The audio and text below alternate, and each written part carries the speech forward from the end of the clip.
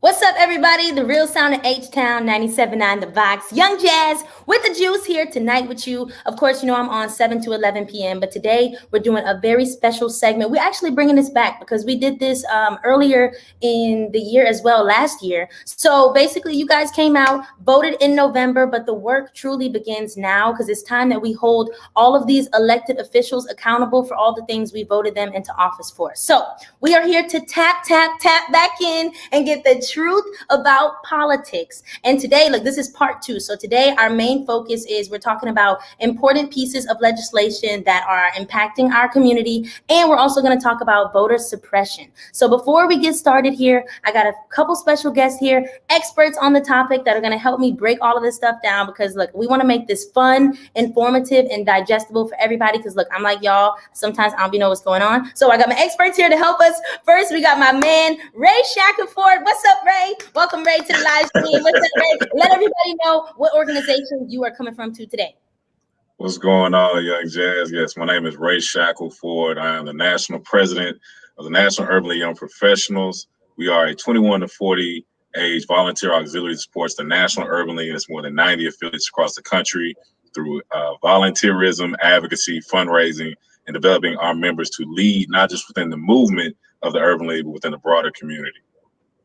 Let them know, Ray. We got a president in the building with us today, so you know we are official. We're going to talk about these elected officials. And next up, special guest, my girl, Shakira Dennis. What's up, girl? Shakira, welcome to the live stream, too. Introduce yourself and let them know where you're coming from, too. Hi, Jazz. So good to be back with you. I'm Shakira Dennis. I'm a political strategist and co-founder of Next Wave Strategies, a political strategy and public engagement firm right here in Houston. And Miss Shakira Dennis is not the only co-founder entering the chat today. Last but not least, we had us hanging on a cliff earlier today. My man Cliff Albright is here as well. Cliff, introduce yourself too. And your background is, I love the decor back there. I just had to include that. That's all my wife. I can't take credit for any of that. I'm Cliff, co-founder and executive director of Black Voters Matter. We do work in 15 states across the country. We're a power building organization. Excited to now be in Texas as of a couple of months ago. They say y'all do things bigger in Texas, so we'll see what's up. Welcome to Texas and welcome to H-Town too, Cliff. That's exciting. Okay, so we're going to get right into it, guys. Starting off, first question is for Miss Shakira, but all the questions are open to everybody, so feel free to chime in, guys, whenever you like. So first thing is, what are the key elements of HB 6/SB 7? Like, what does that even mean? Yes, so our legislature is comprised of two bodies, the House and the Senate. And so both pieces of legislation are pretty much synonymous in nature, right? They're both very restrictive. So House Bill 6 and Senate Bill 7. And so what both of these laws do is that they actually restrict voting hours, right? It does away with drive-through voting. And it also loosens the restrictions around poll watchers, which essentially leaves voter intimidation tactics open. Our Texas legislature is no stranger to these type of regressive laws, and we have to do everything in our power to combat them. House Bill 6 is currently being heard, on the House floor today. Right. And so folks are calling their legislators, advocacy groups have been on the ground, grassroots organizations have been engaging voters across the state of Texas to get them engaged in this process. And we know exactly what happens when we come out, to vote in record numbers. And oftentimes it's unfortunate that this is the byproduct of our participation in this process.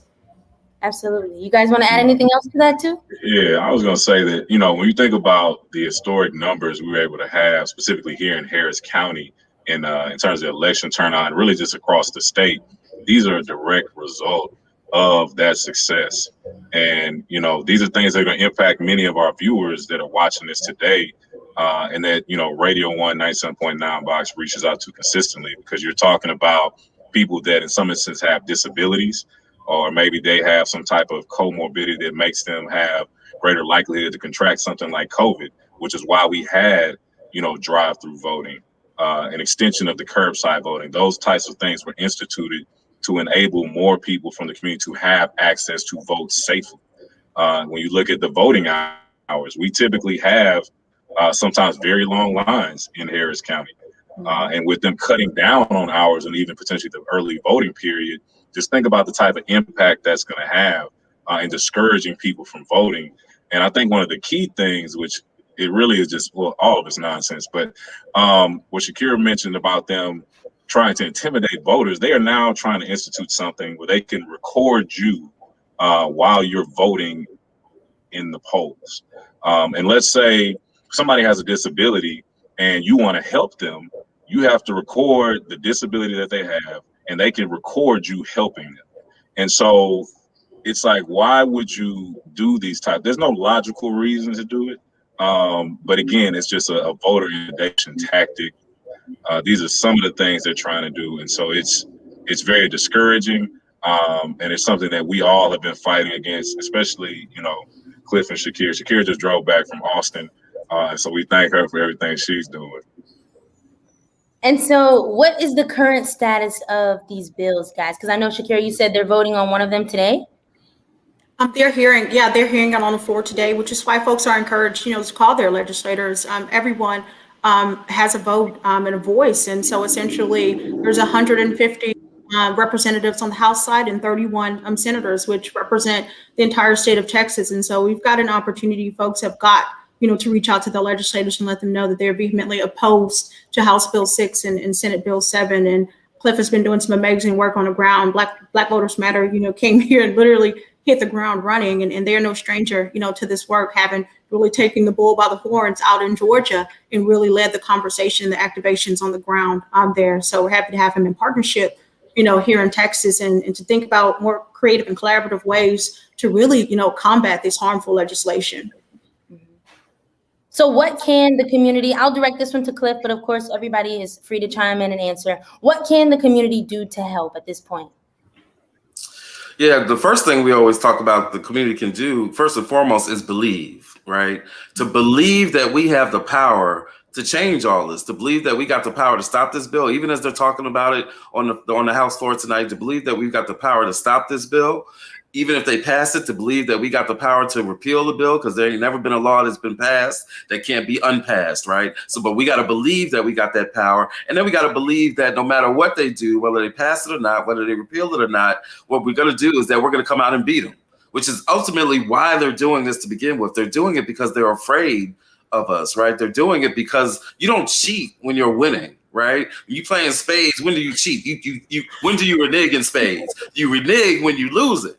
That's what they're doing. They're losing and they're scared and they're cheating. And so first and foremost, we got to believe that we got the power to overcome all this. After that, what we got to do is get connected to one of these organizations on this call right now, get connected to some other organization, but we got to be connected to each other and connected to organizations. We got a way that you could get connected to us. You can just text the word FIGHT, FIGHT, to 797979, and that'll get you connected with us so that when we send out the actions, whether it's calling members or calling corporations, because that's the part that we'll talk about in a minute, whatever the action is, you got to get connected to somebody so that we can take that action together in unity.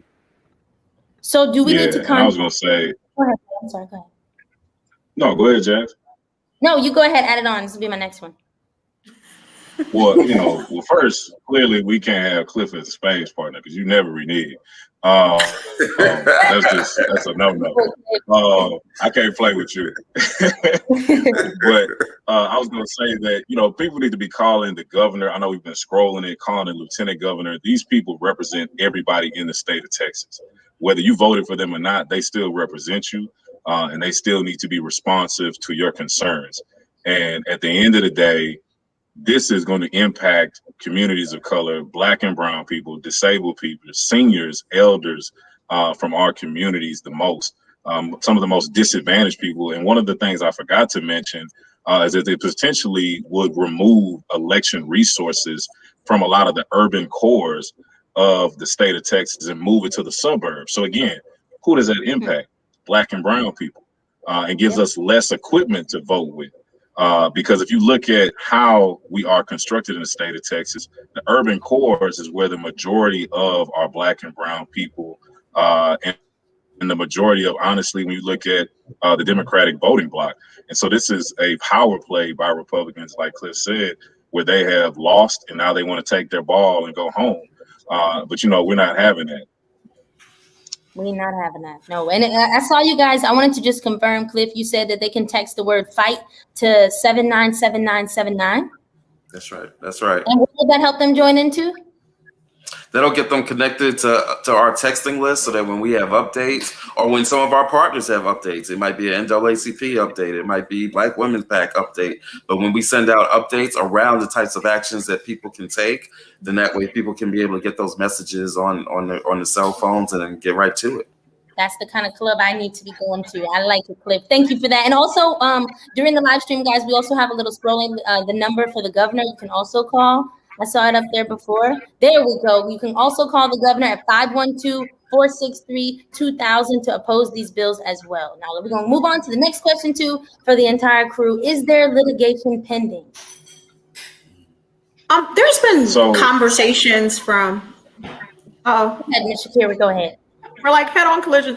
But no, there's been proposed litigation from national advocacy groups and organizations who have been closely monitoring these types of progressive pieces of legislation, not just in Texas, but across the country. Essentially, I know the NAACP Legal Defense Fund is on standby and actively watching these movements as well, from my understanding. And so I expect there, to be litigation, should these pieces of legislation advance to the governor's desk and are essentially signed into law. And like Cliff said, there's always something that we can do, even on the preventative side to the extent that we're able, but also should these things work its way through our respective legislator, we will be ready, to combat it on either front. Absolutely. You wanted to add something to that, Ray? No, Shakira covered it. That was it. What happened? No, I mean, she said, she covered it all. The NAACP Legal Defense Fund has been in communication with many of our community organizations. Obviously, we can't, put litigation into play until a law is passed, but we are starting to look at strategically what we need to do. Now, one of the things that's important is community members do need to provide as much public comment as possible, because those are things that we can utilize in said litigation if and once these bills are passed, to make sure that there's documented groups that would be impacted by these laws if they're passed, and make sure that they understand that there were people that actually utilized a lot of these things in the last election cycle, and so that they would be harmed as a result. Like, I know people that had to utilize 24 hours voting cycle because maybe they work a certain shift. Some of our healthcare workers, depending on what's going on with them, they may need to go at a later hour. And so those are the people that are being impacted by this. Yeah, can I add just one thing real quick on the litigation piece? I mean, litigation is important. We certainly believe in it. We actually just filed today in Florida. As soon as the governor there signed their voter suppression bill, our attorneys were filing. So we believe in litigation. The key thing, though, is this: for everybody listening, once you hear that a lawsuit's been filed, that's not a signal to then sit back and say, okay, that the courts will take care of that, right?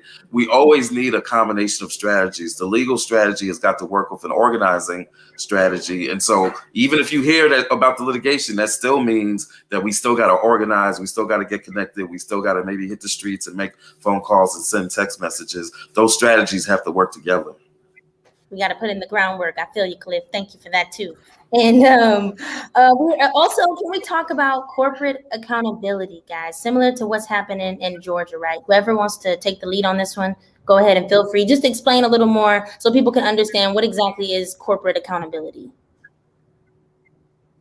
Yeah, I'll kind of set the table and let Cliff take over, because I know that's his wheelhouse. But essentially, you have corporations that make contributions to members, and typically this is in alignment with their business interests. And where this comes into play is some of these corporations are contributing to members that are sponsoring these bills that will then ultimately suppress the vote. So maybe they didn't say, hey, we're writing a check to directly suppress the vote, but their contributions are helping to empower these individuals to put these bills forward. Yeah, no, I think Ray hit it right on the head, right? That they're not just, these corporations aren't just innocent bystanders. They're not just being quiet, but they're actually complicit in the voter suppression, whether directly or indirectly. And so we're demanding, all these organizations are demanding that they be accountable to the community, to their employees, to their consumers, right? That they be accountable. They be accountable to the very voters and the very community members that make this democracy possible, that lets them make the profits that they make on a daily basis. So we're demanding that they be accountable, and we're calling them out on social media, and again, by phone call or whatever it takes. In some cases, going to their offices. There've been a couple of demonstrations at AT&T offices in Dallas and Houston, in Beaumont, and other places. And so, yeah, that's what the corporate accountability is all about. They got to do their share to protect the voters in this community. And Cliff, you're all fired up. Oh, go ahead. Well, I was gonna say, even our mayor, Mayor Turner, and Judge Hidalgo, I think it was yesterday, they both decided not to partner with the Greater Houston Partnership, which is our largest coalitions of businesses here in the city of Houston, because they have been silent, and they're basically just playing the middle and have not come out with a direct statement speaking out against the voter suppression. They today, I think, provided a statement saying that, they have a board and different protocols that they have to go through, which, with any organization is understandable. But at the end of the day, I think we all know it's kind of just a cop out for them to kind of play in the middle so that they don't have to come out and, choose a side. And, voting rights is not political. We're in an environment now where people try to politicize certain things because the political community is very polarized in the United States. Because of the last administration primarily that we just had. Voting is just a basic right that when you look at Black people, God rest John Lewis, we've been fighting for and have won for a long time. And we're not just going to let it be taken away. And I wanted to add to that, and what Ray said was extremely, powerful for the two chief executive officers of our county and of our city to stand up and say, this is wrong, right? And hold the business community accountable for not being a voice, right? For our community, right? Essentially, every year there's a state of the county and there's a state of the city, right? To address the business community and the health and of what's going on, within the business community in the city of Houston and in Harris County. And so essentially the mayor and Mayor Sylvester Turner and Judge Lena Hidalgo said, hey, we will not be present, right? We will not support you until you speak up for the individuals that you represent. Basically, these corporations and businesses under the umbrella of the Greater Houston Partnership have the collective power and influence to do something about this. And so their defeating silence is incredibly detrimental and impacts our community. And so that's the connecting point, there. And it's just like equally important to just think about those 175 plus business leaders who did say, you know what, this is wrong, right? And put out, a joint letter, lending their names, right? Lending their business names, right? In their individual capacities. And I was watching Ambassador Ron Kirk, on CNN not long ago, and he was just saying, look, I'm at the top of this letter, right? I too, believe that this is fundamentally wrong. And so we've got to continue to have these conversations in the business community. The work that Cliff is leading with Black Voters Matter around corporate accountability at the table that's happening here in Texas is incredibly powerful. And I don't want that, to fall upon deaf ears, because there is a role for the business community to play. So why do you guys, this might be a bit of a more broad question, but why do you guys think that this is happening across our country? And why, at this time? Tell the truth. This is the truth about. You want to take that one? I mean, I'll say three words, first two, white supremacy, and the third word is power. And that's what this is fundamentally about, that this is their desperate attempts to hold on to power, even as they know that their numbers are decreasing and our numbers are growing, and not just our numbers in the population, but our registration efforts, our participation, our turnout, all of that is growing. And this is their effort. Power concedes nothing without a demand, and we're making the demands, and they're trying to hold on to power. And of course, all of this was really spurred on. I think Ray talked about it a little while ago, by the former occupant of the White House and his big lie, that there's some kind of rampant fraud running through the country. When in fact, we know that fraud doesn't exist. And to whatever extent it does exist, it's their folks, right? Like the lieutenant governor of Texas put out a call talking about $1 million bounty or reward for anybody that can find the fraud. And the lieutenant governor in Pennsylvania found it, but it was three Trump people who had committed fraud to vote for Trump, right? And so he's trying to get his $1 million reward from Texas Lieutenant Governor Patrick. And so that's what it's all about. It's really that simple. It's white supremacy and its power. They were scared. That's why so much of this was targeted towards Harris County and towards Houston. They see the numbers. They see the turnout that came through the 24-hour voting, the vote by mail, the voting in your car and all that, and it's scaring them to death. And again, that's why they cheat. And Jess, and as Cliff mentioned, like one of the key provisions, in that bill, and also Ray touched on this earlier, is that where our voting centers, whereas many of them are located, centrally within the bounds of the city of Houston, which is, has heavy concentration of Black and Latino voters, right? So that's intentional, right? When you're making it more difficult for someone, to access the ballot box, right? That is essentially base level voter suppression, right? When you loosen restrictions on poll watchers so that they can do whatever it is that they desire to do to intimidate voters from participating in this process. When you reduce or when you do away with innovative means of allowing folk to vote in a more convenient manner, that is voter suppression. And so these laws are express, right, in their intent. And I know there's a lot of folks out there, let's break this down. There's not much to break down here, right? The reality is this is totally impacting our community. It is targeted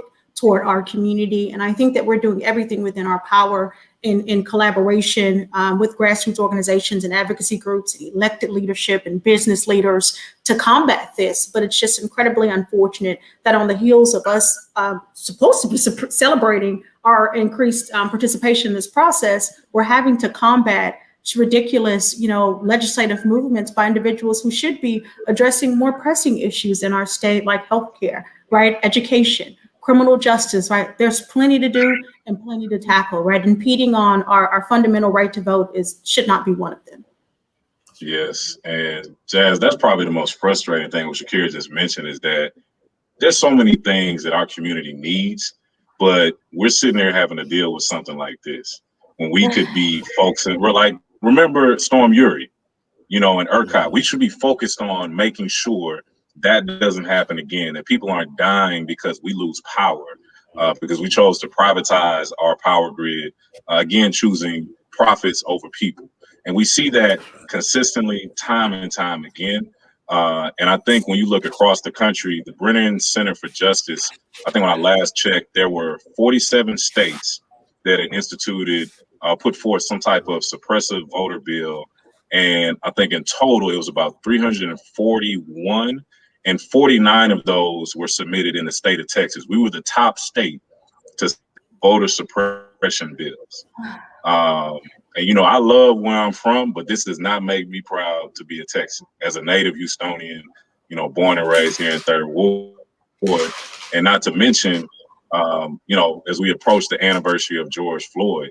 And so, a lot of these companies, going back to their corporate accountability, issued these statements. They said, we wanted to do X, Y, Z for Black people. We see there's, but then at the same time, you're contributing to something that would directly impact the community you said you wanted to help. So, at the end of the day, which one is it?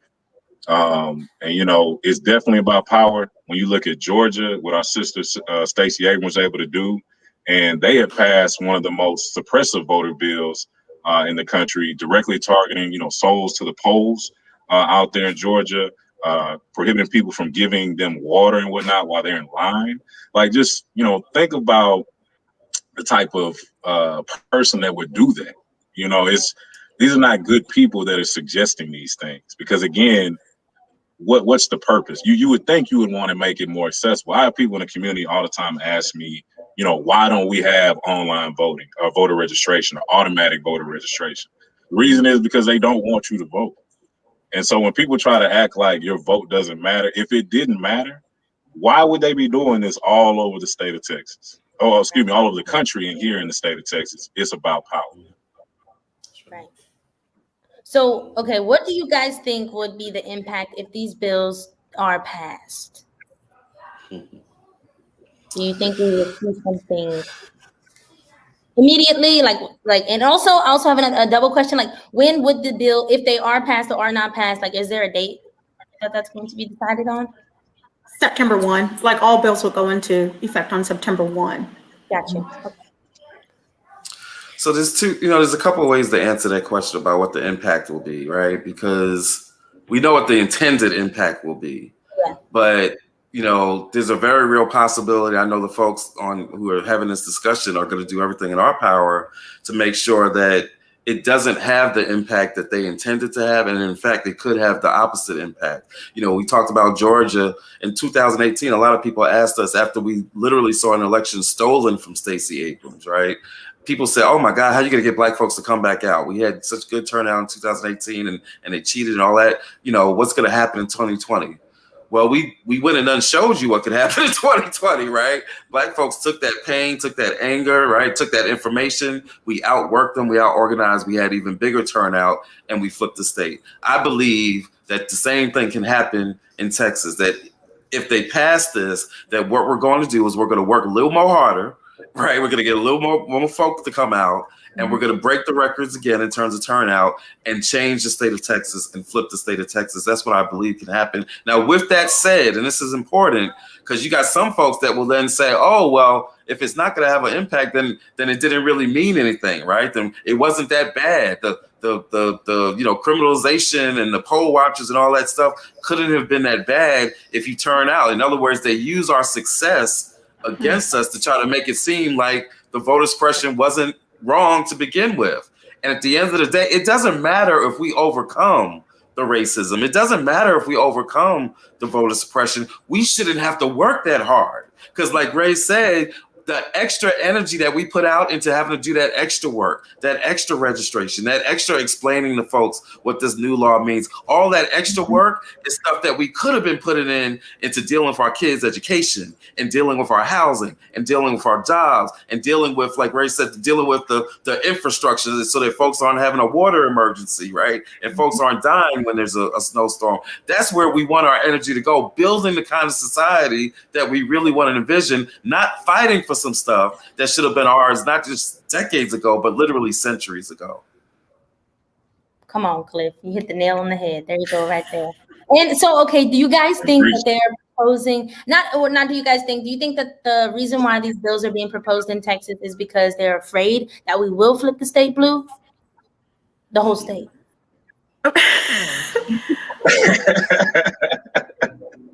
I mean, we wouldn't be having an organic, conversation about this if there was not a direct, connection to our political participation and representation right in our state legislature and changing the face of power, across the state of Texas, right? We had record voter turnout numbers in 2020 for the presidential cycle. Right, we have active municipal elections, going on in various counties, right, with pretty good turnout, right? That's electing more people who look like us, right? And also we have upcoming statewide elections, in 22 that folks are really gearing up for, right? Anything that says that, hey, I'm going to impede progress when it comes to civic and political participation says that we don't welcome your participation and we do not honor the work that has been done in 2020. And we don't think that it deserves to be expanded.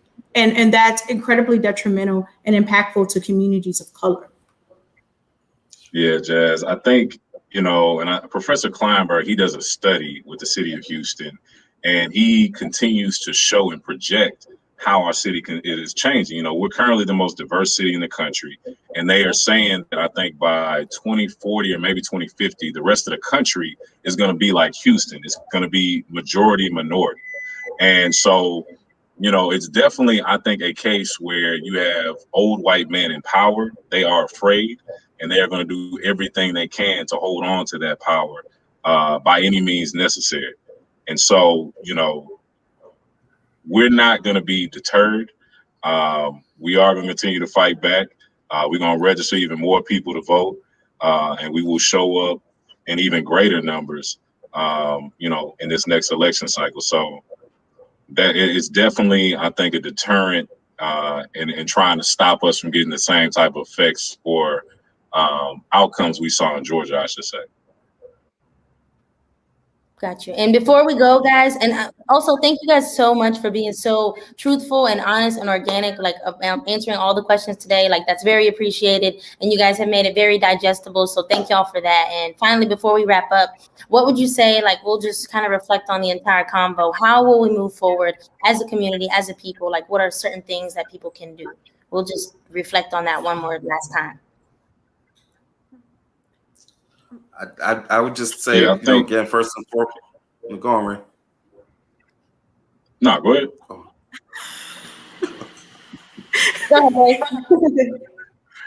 I was gonna say, you can get deputized today. You know, we have online voter deputy, voter registrar training. You know, unfortunately, it is still required for you to be deputized to register people to vote. We are partnering with the NAACP to push those trainings and to make sure people are deputized, because we're going to need more people to help us register more people to vote. And so I think those two things are going to be at the core of our activities as it relates to the Urban League, and continuing to educate people, engage them, make sure they're informed so they can vote for what's best for their families and for their communities. So I can get deputized online? Yes, Jazz, I will send you the link. You can get deputized online. That was something that we pushed for, and it was granted.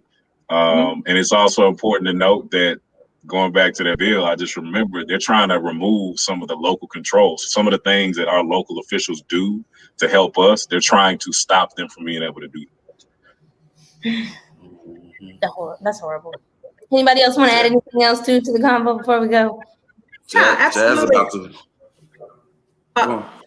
Absolutely, as mentioned, like Cliff mentioned, like, hey, don't just wait until the litigation happens and say, okay, Black Voters Matter got it, or National Urban League got it, or Shakir got it, because we need everyone to be involved in this process, right? The community education component, right? Sharing what this actually means and how it impacts us is step one, and also remaining activated, right? Just because we have a part-time legislator, right, doesn't mean that we cannot continue to contact our legislators and engage them on this very important issue. And so I say we remain in a posture of activity, right, and wanting to be activated and sharing within our respective spheres of influence what's going on. So this is dinner table conversations. We've got to keep this conversation localized, as well, and continue to work with partners that are going to amplify our message. We can't just say, okay, HB 6 and SB 7 passed, guess we got to deal with it. No, we've always got to remain activated, engaged, and prepared to share information, because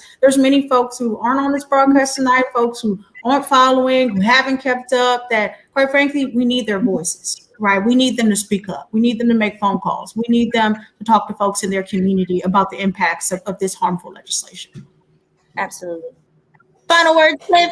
Leave us on the cliff with something good. I want to not do it again as the last one. Well, no, I mean, what I was going to say is I know Jazz is about to be a voter registration beast after she gets deputized. I mean, it's about to be on and popping. So I'm looking forward to that.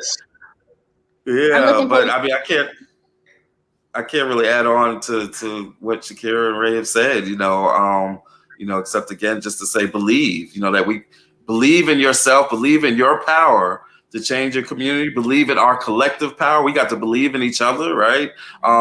Everybody's got a role to play up in this piece. Everybody's got a role, something that they can contribute. Maybe you're the phone caller, maybe you're the texter, maybe you're the person that's really good at knocking door to door. Maybe you're the person who's really good at cooking and you're going to make the food that's going to be at a lot of these community events. Maybe you're the graphic artist, right, who's going to create some of the beautiful artwork that's going to keep people excited and motivated and believing in themselves. Everybody's got a role to play. If all you can do is just tell 5 other friends, like if you're listening to this right now, tell 5 people about this broadcast and this discussion that you saw, and share that. If everybody listening does it and they tell 5 friends, and then those people tell 5 friends, guess what?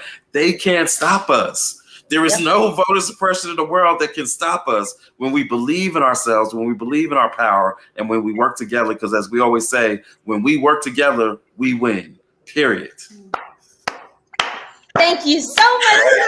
Final words. And look, everybody has a role that is very important. Everybody has a role. If you're watching this right now, you have a role. And listen, after this live stream is over, make sure you share the link, put it on your Facebook page, send it to your mom, your sister, your brother, your granny, whoever, somebody at work that needs to hear it, anybody, because we all really do need to stay involved and play our role. So thank you guys all so much for tapping in for the truth about politics. I appreciate y'all so much, and I look forward to hopefully doing this again too.